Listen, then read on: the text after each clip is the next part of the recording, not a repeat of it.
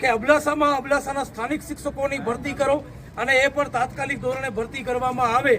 મારી સાથે જિલ્લા પંચાયતના સદસ્ય તકીસા બાવા છે, અમારા મિત્ર દિવ્યાસિંહ જડેજા છે, અલગ અલગ સમાજના લોકો જોડાયેલા છે, મંજીભાઈ છે, એવી રીતે લગભગ મારા ખ્યાલથી દરેક સમાજના લોકો સાથે જોડાયેલા છે। આ મુદ્દા ઉપર આજે રજૂઆત કરી છે અને વહેલી તકે શિક્ષકોની ઘટને પૂરી કરવામાં આવે। સાથે બીજો મુદ્દો એ છે કે જે ગામડાઓમાં 20-20, 25-25 વર્ષથી સ્કૂલ ત્યાં કને બની નથી, બાંધકામ જેનું જૂનું છે એને તોડી પાડીને નવું બાંધકામ કરવામાં આવે।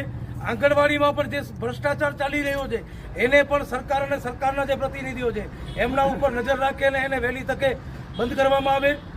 જ્યારે બાજુના ગામની મુલાકાત લીધી, અબડાસા તાલુકા નલિયાના બાજુમાં જ બાજુના ગામ છે, એની મુલાકાત લીધી, એક શિક્ષક હતું, ત્યાં આગળ બીજું શિક્ષક અઠવાડિયાની અંદર આવી ગયું। લાખણીયા ગામની મુલાકાત લીધી તો લાખણીયા ગામમાં જે 2002માં સ્કૂલ બનેલી હતી આજે જર્જરિત છે।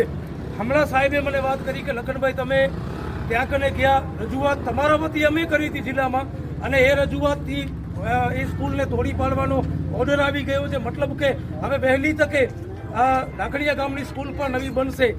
જો એક વ્યક્તિના જવાથી આટલી મોટી સમસ્યાનો હલ થઈ જતું હોય તો સ્વાભાવિક છે કે આમ પબ્લિક, જનતાનો સપોર્ટ, જો જનતા જાગૃત રહી તો ચોક્કસ અબડાસામાં જે સમસ્યાઓ છે એનો વહેલી તકે નિવેડો આવશે।